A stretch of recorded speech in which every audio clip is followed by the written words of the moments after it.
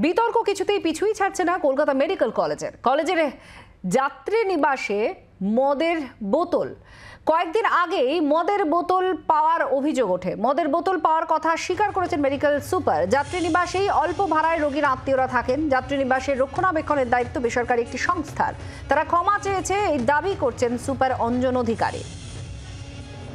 সুপারের বক্তব্য আপনাদের শোনাবো। অ্যাকচুয়ালি আমি মিডিয়ার কাছ থেকে শুনলাম যে নাইট শেল্টারের এটা একটু অপরিষ্কার ছিল আর কিছু ওই পাওয়া গেছিল, যেগুলো ছবি টবিও দেখলাম। এখন নাইট শেল্টারটা হচ্ছে পুরোপুরি ম্যানেজড বাই প্রাইভেট সেক্টর।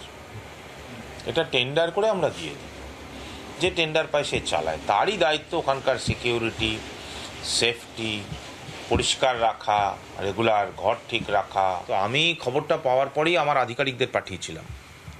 যা হয় ওরা ভিজিট করার সময় দেখলো পরিষ্কার হয়ে গেছে, যা হয় তা আমি ডেকে পাঠিয়েছিলাম। ডেকে পাঠিয়ে যিনি এটা পেয়েছেন টেন্ডারটা, তাকে বললাম সে একটা অ্যাপোলজি লেটার দেবে এবং আমরা আগামী দিনে আমাদের তরফ থেকেও রেগুলার ভিজিট হবে এটাতে। রোগীর পরিবারে আত্মীয়দের থাকার জন্য কলকাতা মেডিকেল কলেজ এবং হাসপাতালে রয়েছে রাত্রি নিবাস।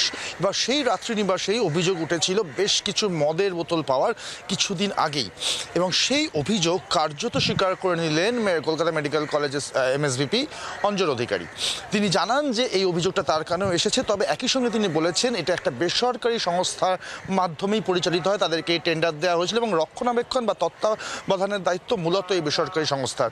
ইতিমধ্যে সেই বেসরকারি সংস্থার সঙ্গে তিনি কথা বলেছেন পুরো বিষয়টি নিয়ে, এবং তাদের তরফ থেকে একটি ক্ষমা চেয়ে চিঠিও তিনি কিন্তু এই মুহূর্তে এক্সপেক্ট করছেন। তবে এই ঘটনা ফের একবার সরকারি হাসপাতালের ভিতরে বেশ কিছু দিক, অন্ধকার দিক বলা ভালো, প্রকাশ্যে আনলো। ক্যামেরায় রঞ্জিতের সাথে অর্কদীপ্ত, জি 24 ঘন্টা, কলকাতা। বাংলার আওয়াজ, বাঙালির আবেগ, জি 24 ঘন্টা।